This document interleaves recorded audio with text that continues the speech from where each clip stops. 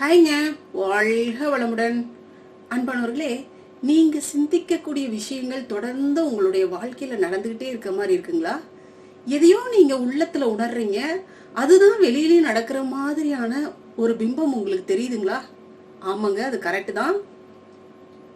நம்ம ஒரு விஷயத்த கற்பனை பண்ணியிருப்போம், இல்ல நம்மளுடைய சிந்தனையில வந்திருக்கோம்.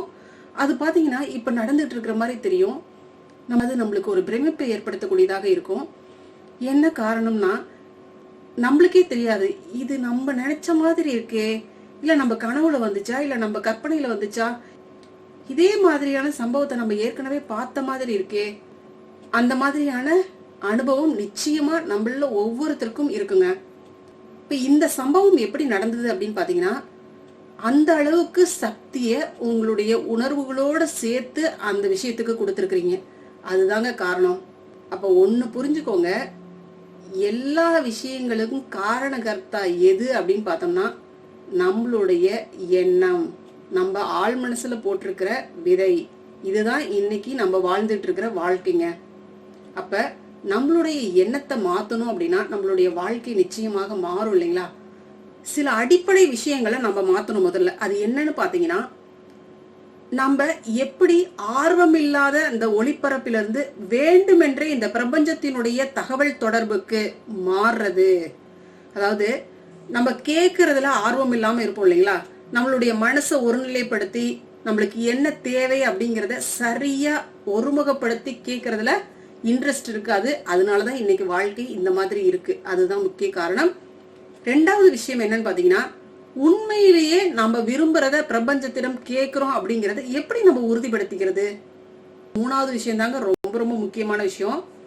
நம்மளுடைய வாழ்க்கைக்கு இதெல்லாம் வேண்டவே வேண்டாப்பா, என் வாழ்க்கையில நான் இனிமே இந்த மாதிரியான விஷயங்களை சந்திக்கவே கூடாது அப்படின்னு நினைக்கக்கூடிய விஷயங்களை எப்படி பிரபஞ்சத்துக்கிட்ட கேட்காம இருக்கிறது? இப்ப இந்த மாதிரியான விஷயங்களை நம்ம சரி செய்யறதுக்கு ஒரு 5 விஷயங்களை நம்மளுடைய வாழ்க்கையில கடைபிடிச்சோம் அப்படின்னா நிச்சயமாக இதுல அற்புதமான மாற்றங்களை கொண்டு வர முடியுங்க. தயவு செஞ்சு இந்த வீடியோவை ஸ்கிப் பண்ணாம பாருங்க. இந்த வீடியோவை நீங்க பாக்குறீங்க அப்படிங்கிறதுக்கான காரணமே பிரபஞ்சம் உங்களை எப்படியாவது முன்னேற்ற வேண்டும் அப்படிங்கிற நோக்கத்துக்காக தான் அப்படின்னு நான் நம்புறேங்க. நீங்க நம்புனீங்க அப்படின்னா இந்த வீடியோவை முழுமையா பாருங்க. நிச்சயமா இது உங்களுடைய வாழ்க்கையின் முன்னேற்றத்திற்கு உதவுங்க. ஓகே, ஃபர்ஸ்ட் விதி என்ன அப்படின்னு பாத்தீங்கன்னா, ஆற்றலினுடைய சக்தியை பயன்படுத்துறது. அதாவது இந்த பிரபஞ்ச ஆற்றலினுடைய சக்தியை சரிவர பயன்படுத்துறது எப்படி அப்படின்னு பார்த்தோம்னா, நமக்கு வேண்டிய விஷயங்களை பிரபஞ்சத்துக்கிட்ட கோரிக்கைகளாக அனுப்புறது எதன் அடிப்படையில அப்படின்னு பாத்தீங்கன்னா, அதிர்வு விதி மற்றும் ஈர்ப்பு விதி. இந்த 2 அடிப்படை சாரம்சங்களின் மூலமா தான் நமக்கு வேண்டிய கோரிக்கைகளை பிரபஞ்சத்துக்கிட்ட அனுப்பணும் அப்படின்னா அதுக்கு அது பதில் தரும். அதை நம்மளுடைய வாழ்க்கைக்குள்ளார கொண்டு வருங்க. இப்ப இந்த அதிர்வு விதி, ஈர்ப்பு விதி, இது ரெண்டையும் நம்ம நல்லா புரிஞ்சுக்கணும். அதுதான் இங்க முக்கியமான விஷயம். ஈர்ப்பு விதி அப்படின்னா என்னன்னு பாத்தீங்கன்னா, ஒத்த அதிர்வுகள் ஒன்றை ஒன்று ஈர்க்குது அப்படிங்கிற கொள்கையை அடிப்படையாக கொண்டதுங்க. அதாவது நீங்க எந்த மாதிரி மனிதர்களாக இருக்கிறீங்களோ அதே மாதிரியான விஷயங்களை நீங்க உங்களுடைய வாழ்க்கைக்குள்ளார கொண்டு வரீங்க. அதுதான் விஷயம். அதிர்வு அப்படின்னா என்னன்னு பாத்தீங்கன்னா, நீங்க மகிழ்ச்சி, நன்றி, அன்பு போன்ற உயர் அதிர்வு நிலையில இருக்கிறீங்க அப்படின்னா பிரபஞ்சம் பாத்தீங்கன்னா அதற்கு ஏற்ப நேர்மறையான அனுபவங்களை உங்களுக்குள்ளார கொண்டு வந்து சேர்க்கும். நீங்க கவலை, பயம், கோபம் இந்த மாதிரி குறைவான அதிர்வு நிலையில இருக்கிறீங்க அப்படின்னா அது எதிர்மறையான அனுபவங்களை உங்களுடைய வாழ்க்கைக்குள்ளார கொண்டு வந்து சேர்க்குங்க. இந்த ஆற்றலை நீங்க உணர்ந்து நேர்மறையாக மாத்தினீங்க அப்படின்னா உங்களுடைய வாழ்க்கை நிச்சயமாக மாற்றம் பெறுங்க.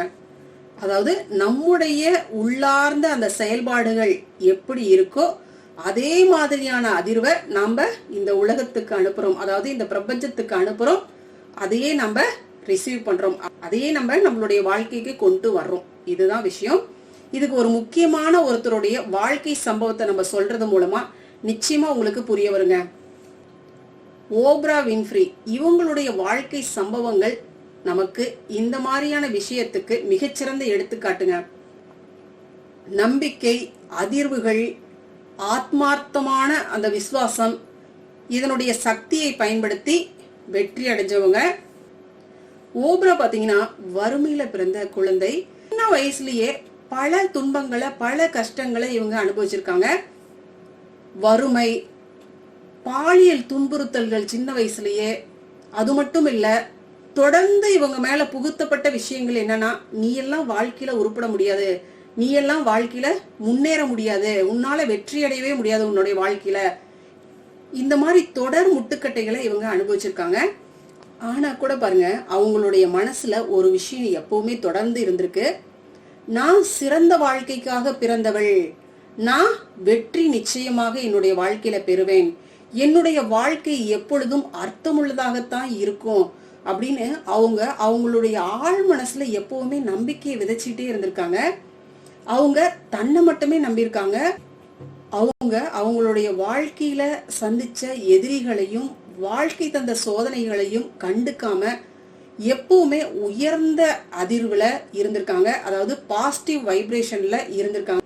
நன்றி உணர்வோடையும் உறுதியோடையும் எதிர்பார்ப்போடையும் தன்னுடைய வாழ்க்கைய அவங்க அணுகியிருக்காங்க. அவங்க பாத்தீங்கன்னா நிறைய புக்ஸ் எழுதியிருக்காங்க. நேர்மறை சிந்தனையாளர். ஓப்ராவுடைய மோட்டிவேஷன் ஸ்பீச் பாத்தீங்கன்னா உலக அளவுல ரொம்பவே ஃபேமஸ்ங்க. அவங்களுடைய ஒவ்வொரு சிந்தனையுமே பாத்தீங்கன்னா வித்தியாசமா இருக்கும். இன்னைக்கு அவங்க கொடுக்கக்கூடிய ஒரு ஸ்பீச்சுக்கு அவங்க வாங்கக்கூடிய தொகை பாத்தீங்கன்னா பல லட்சங்கள்ங்க. அவங்க அடிக்கடி சொல்லக்கூடிய ஒரு வாக்கியம் என்னன்னு பாத்தீங்கன்னா, the energy you put into the world is exactly what comes back to you. அதாவது நீங்க இந்த உலகத்துக்கு எந்த மாதிரியான ஆற்றலை, அதாவது தாட்ஸ், ஃபீலிங்ஸ் இதெல்லாம் சொல்றோம் இல்லையா, அது எந்த மாதிரி நீங்க கொடுக்குறீங்களோ அதே மாதிரியான அனுபவங்களை உங்களுடைய வாழ்க்கை உங்களுக்கு திருப்பி கொடுத்துரும். இதுதான் அவங்க அடிக்கடி சொல்லுவாங்க. இது இன்னும் நம்மளுடைய சிந்தனைக்கு தெளிவா எப்படி எடுத்துக்கலாம்னு பாத்தீங்கன்னா, நான் தகுதியுள்ளவன், நான் வெற்றி பெறுவேன் அப்படின்னு நீங்க உண்மையா நம்புனீங்க அப்படின்னா உங்களுடைய மனமும் உங்களுடைய உடலும் உங்களுடைய உடல்ல இருக்கக்கூடிய செல்களும் அந்த நம்பிக்கையோடு இயங்குங்க. இதுக்கு மாறாக நான் ஏழைதான், எனக்கு வாய்ப்பே கிடைக்காது அப்படின்னு நினைச்சீங்கன்னா உங்களுடைய வாழ்க்கை அதே மாதிரிதாங்க இருக்கும். ஓப்ரா, லூயிஸ் கே இவங்கெல்லாம் என்ன சொல்லுவாங்கன்னு பாத்தீங்கன்னா, வாழ்க்கை அப்படிங்கிறது வெளியிலிருந்து தொடங்கவே இல்லப்பா, அது உங்களுக்குள்ளார தொடங்குது. நீங்க உங்களுடைய உள்ளத்தை உயர்த்தினீங்க அப்படின்னா, அதாவது உங்களுடைய சிந்தனையை, உங்களுடைய எண்ணங்களை உயர்த்தினீங்க அப்படின்னா உங்களுடைய வாழ்க்கை மாறும். வெற்றியினுடைய ரகசியம் என்ன அப்படின்னு பாத்தீங்கன்னா, நம்பிக்கை பிளஸ் அதிர்வு தாங்க. அதிர்வுனா ஒன்றும் இல்லை, உணர்வு பூர்வமாக நம்ம அதை அழகா கற்பனை பண்ணணும், அதோட அப்படியே வாழணும், அவ்வளவுதான் விஷயம். அடுத்து இரண்டாவது விதி என்னன்னு பாத்தீங்கன்னா, பிரார்த்தனை மற்றும் தியானம். நிச்சயமாக ரொம்ப ரொம்ப முக்கியமான விஷயம். பிரார்த்தனை அப்படிங்கிறது பிரபஞ்சத்தோட தொடர்பு கொள்ளக்கூடிய ஒரு சூட்சமுங்க. இது எந்த விதமான மத நம்பிக்கையும் சார்ந்ததெல்லாம் கிடையாதுங்க. மாறாக இது ஒரு உலகளாவிய ஒரு இணைப்பு தாங்க. பிரபஞ்சத்தோட நம்ம ஈஸியா கனெக்ட் பண்றதுக்கான ஒரு யுக்தி தாங்க இது. இந்த ஈர்ப்பு விதியாளர்கள்லாம் என்ன சொல்றாங்க அப்படின்னு பாத்தீங்கன்னா, பிரார்த்தனை அப்படிங்கிறது எப்படி இருக்கணும் அப்படின்னு பாத்தீங்கன்னா, உங்களுக்கு ஒரு விஷயம் தேவை அப்படின்னா அந்த விஷயம் ஏற்கனவே உங்களுடைய வாழ்க்கையில வந்துருச்சு, அதை நீங்க ஆத்மார்த்தமா வாழ்ந்துகிட்டு இருக்கிறீங்க, அதோட இணக்கமா இருக்கிறீங்க, அதை அன்பு பூர்வமா ஏற்று வாழ்ந்துகிட்டு இருக்கிறீங்க அப்படிங்கிற மாதிரி தான் உங்களுடைய பிரார்த்தனை இருக்கணும் அப்படிங்கிறாங்க. ஈர்ப்பு விதியாளர்கள் சொல்றாங்க, ஒரு சின்ன நன்றி கூட சக்தி வாய்ந்த பிரார்த்தனை தான்ப்பா அப்படிங்கிறாங்க. தியானம் இது பாத்தீங்கன்னா பிரபஞ்சத்தோட நம்ம ஈஸியா அட்டாச் ஆகிறதுக்கு ஒரு எளிமையான யுக்தி தாங்க. தியானம் அப்படிங்கிறது வெறுமனே கண்களை மூடி அப்படியே உட்கார்ந்து இருக்கிற விஷயம்லாம் கிடையாதுங்க. அது உண்மையான உள்நோக்கு பயணங்க. நம்ம பல நேரங்கள்ல இந்த பிரபஞ்சத்திட்ட கேக்குறோங்க, நான் என்னதான் பண்றது, தொடர்ந்து என்னுடைய வாழ்க்கையில பல கஷ்டங்களை நான் சந்திச்சுக்கிட்டே வரேன், உங்ககிட்டயும் நிறைய நேரம் நான் கோரிக்கைகளை வச்சுக்கிட்டே தான் இருக்கிறேன், என் வாழ்க்கையில இதெல்லாம் நடத்தி கொடுன்னு, ஆனா நீயும் செவிமடுக்கிற மாதிரி தெரியவே இல்லை, நான் என்னதான் பண்றது, என்னுடைய வாழ்க்கையில அடுத்த கட்டம் தான் என்ன அப்படின்னு நீங்க கேட்டுக்கிட்டே இருப்பீங்க. ஆனா இந்த மாதிரியான கேள்விகளுக்கெல்லாம் பதில் சத்தமுள்ள இந்த உலகத்துல கிடைக்கவே கிடைக்காதுங்க. அது அமைதியில மட்டும்தாங்க கிடைக்கும். இதுக்கு நல்ல பரிச்சயமான ஒரு நபர் ஸ்டீவ் ஜாப்ஸ், ஆப்பிள் நிறுவனத்தினுடைய நிறுவனர். இவர் பாத்தீங்கன்னா வெறும் தொழில்நுட்ப மனிதர் மட்டும் அல்லைங்க, இவர் ஒரு ஆழமான ஆன்மீக ஆர்வலருங்க. இவரு இந்தியா வந்த நேரத்துல பல சாதுக்களிடம் சென்று தியானம் கத்துக்கிறாரு. அது மட்டும் இல்ல, எண்ணங்கள்னா என்ன, மனம்னா என்ன, மனசை எப்படி சாட்சி பாவமா பாக்குறது, இந்த மாதிரியான விஷயங்களையும் கத்திருக்கிறாரு. அவர் சொல்றாருங்க, இந்த அனுபவம் தான் என்னுடைய வாழ்க்கையும் நான் கம்ப்யூட்டர்ல செய்த டிசைன்களையும் மாற்றி அமைச்சிச்சு அப்படின்னு சொல்றாருங்க. அதான் ஸ்டீவ் ஜாப்ஸ் சொல்றாருங்க, தியானத்தை நீங்க தொடர்ந்தீங்க அப்படின்னா அந்த குரல்கள், அதாவது இந்த மாதிரி ஏன் நீ நேரத்தை வீணடிச்சிட்டு இருக்கிற, ஏன் இப்படி சும்மா உட்காந்துருக்கிற, இதுல என்ன கிடைக்குது அப்படின்னு பேசக்கூடிய அந்த குரல்கள்லாம் இருக்கு இல்லையா, அதெல்லாம் மெதுவா மாறி போயிரும்பா. அமைதி கிடைக்கும், தெளிவு கிடைக்கும், உண்மையான ஞானம் உனக்குள்ளார இருந்து வெளிப்படும் அப்படிங்கிறாருங்க. அவரு வேற நாட்டுல இருந்து இங்க வந்து நம்மளுடைய தியான முறைகளை எல்லாம் கத்துக்கிட்டு அதனுடைய மகத்துவத்தை நம்மளுக்கே சொல்றாரு பாருங்க. ஆனா நம்ம எங்க இருக்கிறோம்னு பாருங்க. சரி, ஓகே, தியானம் எப்படி உதவுது அப்படின்னு பாருங்க. மனதினுடைய அதிர்வுகள் இருக்கு இல்லைங்களா, அதையெல்லாம் அப்படியே மென்மையாக்குதுங்க. உங்களுடைய உணர்வுகளை கையாள அது உதவுதுங்க. நீங்க எந்த மாதிரியான உணர்வு நிலையில் இருக்கிறீங்க, அதை எப்படி நம்ம ஹேண்டில் பண்றது அப்படிங்கறதையெல்லாம் கையாள்வதற்கு இது உதவுது. உங்களுடைய உண்மையான விருப்பங்கள் என்ன அப்படின்னு புரிய வைக்குதுங்க. உங்களுடைய உடல், மனம், பிரபஞ்சம் இந்த மூன்றையும் ஒரே நுண்ணிய அலைக்கு ஒரே நேர்கோட்டுல இணைக்குதுங்க. தியானம் அப்படிங்கிறது பாத்தீங்கன்னா பிரபஞ்சத்தோட அமைதியா உரையாடக்கூடிய ஒரு கனெக்டர்னு தாங்க சொல்லணும். உங்களுக்கு விரைவான பதில்கள் வேணும் அப்படின்னா தியானத்தின் மூலமா கிடைக்காதுங்க. ஆனா உண்மையான பதில்கள் வேணும் அப்படின்னா அமைதியா இருங்க, நிச்சயமாக உங்களுக்கு தியானத்தின் மூலம் கிடைக்குங்க. மூன்றாவது விஷயம் காட்சிப்படுத்துதல், விஷுவலைசேஷன். உங்களுடைய இலக்குகள் ஏற்கனவே நடந்ததாக தெளிவா அப்படியே கற்பனை செய்யுங்க. இது உங்களுடைய ஆழ் மனசை மாத்தி நம்பிக்கையை ஏற்படுத்துதுங்க. எடுத்துக்காட்டா, நீங்க ஒரு புதிய வீட்டுல வாழ விரும்புறீங்க அப்படின்னா அதனுடைய ஒவ்வொரு விஷயங்களையும் உணர்வு பூர்வமாக அப்படியே கற்பனை பண்ணுங்க. அந்த வீட்டுல இருக்கிறீங்க, நடந்துகிட்டு இருக்கிறீங்க, அந்த கதவுகளை எல்லாம் தொட்டு பாக்குறீங்க, உங்களுடைய ரூம்ல நீங்க இருக்கிறீங்க, நீங்க அந்த இடத்துல ஒரு அலங்கார பொருட்களை எல்லாம் வச்சிருக்கிறீங்க, சில பர்னிச்சர்லாம் உங்களுக்கு பிடிச்ச மாதிரி வச்சிருக்கிறீங்க, அதையெல்லாம் தடவி பாக்குறீங்க, ரொம்ப சந்தோஷப்படுறீங்க. இதுதானே என்னுடைய வாழ்க்கைக்கு ரொம்ப நாள தேவையா இருந்துச்சு, இப்ப எனக்கு கிடைச்சிருக்கு அப்படின்னு உணர்வு பூர்வமாக அப்படியே உணருங்க. இந்த மாதிரி நீங்க கற்பனை பண்ணும் பொழுது உங்களுடைய அந்த ஆற்றல் அதிர்வெண் இருக்கு பாத்தீங்களா, அந்த உணர்வு அத உங்களுடைய இலக்குகளோடு இணைக்குதுங்க. இந்த ஒரு விஷயத்துக்கு நடிகர் ஜிம் கேரியினுடைய வெற்றி கதையை சொல்லுவதன் மூலமா நிச்சயமா உங்களுக்கு ஈஸியா புரிய வருங்க. ஜிம் கேரி நல்ல காமெடி நடிகர். ஆனா அவருடைய வாழ்க்கை ஆரம்பத்துல வெற்றி பெறுவது எப்படி, வாழ்க்கையை எப்படி சந்தோஷமா வாழ்றது, நிம்மதியா வாழ்றது அப்படின்னு வழி தெரியாம அவருடைய வாழ்க்கை இருந்துச்சு. ஆனா அதே நேரத்துல அவர் ஒரு அற்புதமான காரியத்தையும் செஞ்சாருங்க. என்னன்னு பாத்தீங்கன்னா, அவரு ஒரு செக் எழுதுறாருங்க, 10 மில்லியன் எழுதியிருக்கிறாரு. அதுல அவர் என்ன எழுதினாருன்னா, என்னுடைய ஆக்டிங் சேவைக்காக எனக்கு 10 மில்லியன் வரப்போகுது அப்படின்னு எழுதுறாரு. அதை தினமும் எடுத்து பாக்குறாரு. அதை பார்த்து மனதளவுல பூரிச்சு போறாரு, சந்தோஷப்படுறாரு, அதோட வாழ்றாரு, அதை நம்புறாரு. அவரு அதை வெறும் கனவா பார்க்கவே இல்லை, அதை ஒரு நம்பிக்கையின் பயணம் அப்படின்னு பாக்குறாரு. ஆச்சரியம் என்னன்னு பாத்தீங்கன்னா, 1995ல அவர் டம்ப் டம்பர் என்ற படத்திற்காக உண்மையாகவே 10 மில்லியன் அவருடைய வாழ்க்கைக்குள்ளார வருதுங்க. இதுதாங்க நமக்கு ஒரு பாடம். நம்மளால நம்பிக்கையோடு ஒரு விஷயத்தை கற்பனை செய்ய முடிஞ்சிச்சு அப்படின்னா நிச்சயமாக அந்த விஷயத்தை நம்மளுடைய வாழ்க்கைக்கு உண்மையாக்கி கொண்டு வர முடியுங்க. நம்பிக்கை, கற்பனை, தியானம் மற்றும் செயல்பாடு, இந்த 4 சக்திகளும் இணைஞ்சு நம்மை எதிர்கொள்ளக்கூடிய இந்த பிரபஞ்சத்தோடு உரையாட செய்துங்க. விசுவாசமான கற்பனை அப்படிங்கிறது பிரபஞ்சத்தோடு ஒரு ஒப்பந்தம் போடுற மாதிரிங்க. அதை தினமும் பார்க்கும்போது அந்த அதிர்வுகள் நம்மளுடைய வாழ்க்கையில மாற்றத்தை கொண்டு வருதுங்க. அடுத்து முக்கியமான விதி என்னன்னு பாத்தீங்கன்னா, பிரபஞ்சத்திற்கு நம்ம ஒரு கடிதம் எழுத போறோங்க.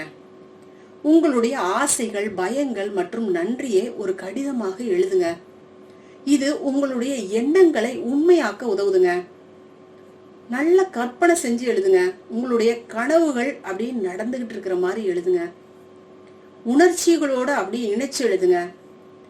அதுக்கப்புறம் அதை ஒரு பிரத்யோகமான இடத்துல, அதாவது உங்களுக்கு உங்க வீட்டுல ஒரு இடம், அதை நீங்க மரியாதையோட பார்க்கக்கூடிய இடமாக இருக்கும் இல்லைங்களா, அந்த இடத்துல வச்சுக்கோங்க. இல்ல பாதுகாப்பா அதை எரிச்சிருங்க. உங்களுடைய எண்ணங்களை பிரபஞ்சத்திற்கு விடுவிக்கிற மாதிரி இந்த செயலுங்க. பிரபஞ்சத்திற்கு கடிதம் எழுதுதல், இந்த மாதிரி எண்ணத்தோடு தொடர்புடைய ஒரு உண்மை சம்பவம் இருக்குங்க. இது நம்மள மாதிரி இந்த பிரபஞ்சத்துல இருந்து எப்படி நம்மளுக்கு தேவையான விஷயங்களை கேட்டு பெறுவது அப்படின்னு மன உளைச்சல்ல, மன சந்தேகத்துல இருக்கக்கூடிய மனிதர்களுக்காக இந்த ஒரு கடிதம் நிச்சயமாக உந்து சக்தியாக இருக்குங்க. கடிதம் பாத்தீங்கன்னா ஒரு உண்மையான கடிதம் தாங்க. லஸ்லி அப்படிங்கிறவங்க எழுதின கடிதம். இந்த லஸ்லி அப்படிங்கிற பெண் அமெரிக்காவை சார்ந்த பெண். இவங்க கிரியேட்டிவ் ரைட்டருங்க. ஒரு கட்டத்துல வாழ்க்கையில எல்லா பக்கங்கள்லயும் அவங்களுக்கு ரொம்பவே தடையா இருந்துச்சு. வேலை கிடையாது, உறவுகள் சரியா இல்ல, அதிகமான நெருக்கடிகள். அவங்க பல நபர்கள்ட்ட உதவி கேட்கிறாங்க, யாருமே அவங்களுக்கு உதவி புரிய முன்வரவே இல்லை. ஒரு நாள் ரொம்பவே களைப்போட அவங்க ஒரு அறிவுரையை கேட்கிறாங்க. ஒரு அட்வைஸ் எங்கிருந்தோ வருது. அது கேட்கிறாங்க, நீ உன்னுடைய ஆசைகளை பிரபஞ்சத்துடன் பகிர்ந்துக்க, ஒரு கடிதம் எழுது பிரபஞ்சத்துக்கு அப்படின்னு எங்கேயோ இருந்து ஒரு அட்வைஸ் அவங்க காதுக்கு வருது. ஆனா அவங்க முதல்ல சிரிக்கிறாங்க. இருந்தா கூட ஒரு இக்கட்டான சூழ்நிலையில அவங்க இருக்கிறாங்க இல்லையா, நம்ம ஏதாவது செஞ்சாகணுமே அப்படிங்கிற எண்ணத்துல ஒரு எம்டி பேப்பர் எடுத்துக்கிறாங்க, எழுத ஆரம்பிக்கிறாங்க. அன்புள்ள பிரபஞ்சமே, நான் என்னை நேசிக்க கூடிய ஒரு மனிதரை எதிர்நோக்கி செல்கிறேன். நான் இதுவரை அனுபவிக்காத நம்பிக்கையையும் அமைதியும் தேடுறேன். என் உள்ளத்துல உள்ள அந்த கிரியேட்டிவ் ரைட்டிங், அந்த சக்தியை உலகத்திற்கு பகிர விரும்புறேன். எனக்குள்ளார இருக்கக்கூடிய பயங்களை விடுவிக்கிறேன். நன்றி. ஏன் நன்றி நான் சொல்றேன் அப்படின்னா, ஏன்னா நான் இதெல்லாம் நம்புறேன். இது என்னுடைய வாழ்க்கையில ஏற்கனவே நடக்க தொடங்கிருச்சு. அன்புடன் லஸ்லி. இந்த மாதிரி அவங்க கடிதத்தை எழுதுறாங்க. அவங்க இந்த கடிதத்தை ஒரு சிறிய பெட்டியில வச்சிடறாங்க. அதை பூட்டி வச்சு ஒரு மரக்கூடையின் கீழே வச்சிடறாங்க. அந்த நாள்ல இருந்து அவங்க தினமும் நன்றியோட வாழ்றாங்க, நம்பிக்கையோட வாழ்றாங்க. 6 மாதங்கள்ல நடந்த அந்த மாயம் என்னன்னு பாத்தீங்கன்னா, அவங்களுக்கு ஒரு வேலை வாய்ப்பு வந்துச்சுங்க. அவங்களே கனவு காணும் அந்த எழுத்து பணிதாங்க. அவங்களுக்கு பிடிச்ச அந்த ரைட்டிங் ஒர்க் தாங்க வந்துச்சு. ஒரு புத்தகம் எழுதும் வாய்ப்பும் அவங்களுக்கு கிடைச்சிச்சு. அவங்களுடைய வாழ்க்கையில அற்புதமான ஒரு நபர் வர்றாரு. அவங்கள முழுமையாக புரிந்து கொள்ளக்கூடிய ஒரு நபரா இருக்கிறாரு அவரு. லஸ்லி சொல்றாங்க, அந்த கடிதம் எழுதியதுதான் என்னுடைய வாழ்க்கையினுடைய முக்கியமான தருணம். அது என்னுடைய உள்ளத்தினுடைய கதவுகளை திறந்துச்சு. அது உண்மையில பிரபஞ்சத்துடன் உரையாடிய ஒரு தருணமாக இருந்துச்சு. நான் என்னுடைய உணர்வுகளை வெளிப்படுத்திய போது பிரபஞ்சம் பதிலளிக்க தொடங்கி இருந்துச்சு அப்படின்னு சொல்றாங்க. அன்பானவர்களே, நம்ம இதுல இருந்து எடுத்துக்கொள்ளக்கூடிய விஷயம் என்னன்னு பாத்தீங்கன்னா, கடிதம் அப்படிங்கிறது வெறும் வார்த்தை இல்லைங்க. அது நம்மளுடைய எண்ணங்களை கலங்கிய மனதிலிருந்து தெளிவான பிரபஞ்சத்திற்கு அனுப்பக்கூடிய ஒரு வழிதாங்க.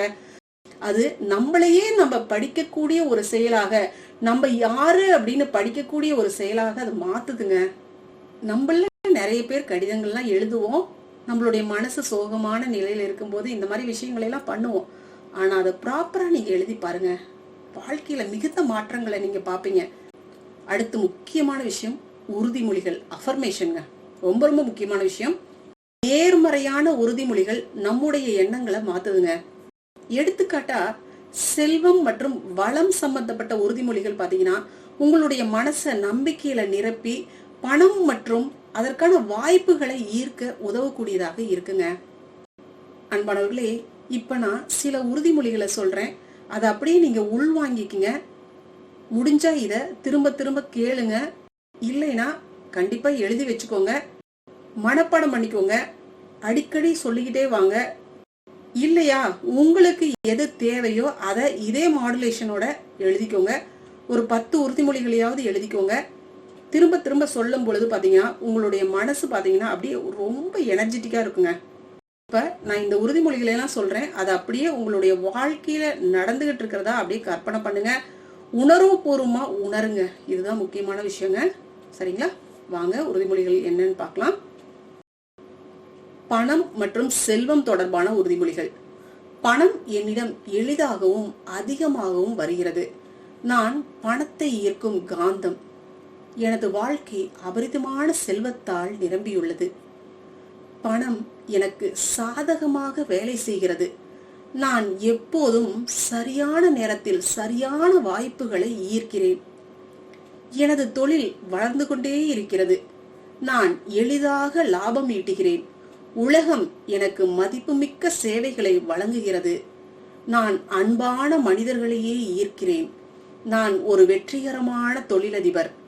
பணம் என்னை விசுவாசமாக பின்தொடர்கிறது. நான் செல்வத்திற்கு தகுதியானவன். பணத்துடன் எனக்கு ஆரோக்கியமான உறவு உள்ளது. நான் பணத்தை அச்சமின்றி வரவேற்கிறேன். எனது சிந்தனைகள் செல்வத்தை ஈர்த்து கொண்டே இருக்கிறது. பிரபஞ்சம் எனக்கு அளவில்லாத வளத்தை அனுப்பிக்கொண்டே இருக்கிறது. என் மனம் எப்பொழுதும் நேர்மறை சிந்தனையோடு இருக்கிறது. என்னால் என் வேலைகளை சரியாக செய்ய முடிகிறது. நான் என்னை மனப்பூர்வமாக நேசிக்கிறேன். நான் என்னுடைய வாழ்க்கையை நிம்மதியாக வாழ்ந்து கொண்டிருக்கிறேன். அமைதியாக வாழ்ந்து கொண்டிருக்கிறேன். சந்தோஷமாக வாழ்ந்து கொண்டிருக்கிறேன். உறவுகளோடு இணக்கமாக வாழ்ந்து கொண்டிருக்கிறேன். இது அத்தனையும் கொடுத்த என் அன்பான இறை சக்திக்கு, இந்த பிரபஞ்ச பேராற்றலுக்கு கோடான கோடி நன்றிகள். அன்பானவர்களே, நீங்க தியானம் பண்ணுவீங்க இல்லைங்களா? அந்த தியானம் செஞ்சதுக்கு அப்புறம் அந்த முடிவுல இந்த உறுதிமொழிகளை அப்படியே சத்தமா ஒரு தடவை அப்படியே படிங்க. இல்ல மௌனமா படிச்சாலும் ஓகே தான், சரிங்களா? ஆனா அதை உணர்வு பூர்வமா அப்படியே படிங்க. இந்த உறுதிமொழிகள் பாத்தீங்கன்னா நம்மளுடைய ஆழ் மனசுல அந்த நம்பிக்கையை மாத்தி பணம் மற்றும் வெற்றிக்கான அந்த வாய்ப்புகளை ஈர்க்கக்கூடிய ஆற்றலை உங்களுக்கு கொண்டு வந்து தருங்க. அன்பானவர்களே, இப்ப நம்ம வாழ்ந்துகிட்டு இருக்கிற வாழ்க்கையில நம்மளுடைய எண்ண ஓட்டங்கள் எப்படி இருக்குதோ, நம்ம எதை நம்புறோமோ, நம்ம எதை உணர்றோமோ, நம்மளுடைய கற்பனை எப்படி இருக்குதோ அதுக்கு தகுந்த மாதிரி தாங்க நம்மளுடைய வாழ்க்கை இருக்கு. அதுதாங்க நம்மளுடைய எதிர்காலத்தை தீர்மானிக்குது. அதனால நம்ம சொன்ன இந்த பிரபஞ்ச விதிகளை எல்லாம் கொஞ்சம் ஃபாலோ பண்ணி பாருங்க. பிரபஞ்சம் பாத்தீங்கன்னா ஒரு உயிருள்ள சக்திங்க. அது கேக்குது, பாக்குது, பதிலளிக்குதுங்க. எழுத்தாளர் பிரைன் ட்ரேசி சொல்றாங்க, நீங்க ஒரு உயிருள்ள காந்தம்பா. நீங்க எதை ஈர்க்கிறீங்களோ அதை உங்களுடைய வாழ்க்கைக்குள்ளார நிச்சயமாக கொண்டு வர முடியும் அப்படிங்கிறாருங்க. அன்பானவர்களே, இந்த விஷயங்கள்ல ஒரு ஒழுங்கமைப்பு இருக்கணுங்க.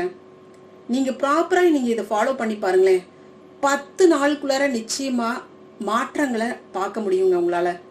நீங்க எதை கேட்டீங்களோ அதற்கான அந்த பாதை உங்களுக்கு புலப்பட ஆரம்பிக்கும். நான் உணர்ந்திருக்கிறேன், கண்டிப்பா உங்களாலேயும் உணர முடியும். இதுல ஒரு ஒழுங்கமைப்போட ஒரு கரெக்டா ப்ராப்பரா நீங்க ஃபாலோ பண்ணிட்டே வந்தீங்க அப்படின்னா நிச்சயமாக உங்களுடைய வாழ்க்கையில மாற்றங்கள் வருங்க. வாழ்க வளமுடன். நன்றி. அருட்பேராற்றலின் அன்பு கருணையினால் நாம் அனைவரும் நல்ல உடல்நலம், நீலாயுள், நிறை செல்வம், உயர்ப்புகள், மெய்ஞானத்தோடு நல்லதொரு வாழ்க்கையை நலமுடனும் வளமுடனும் ஓங்கி வாழ்வோம். வாழ்க வளமுடன். வாழ்க வளமுடன். நன்றி.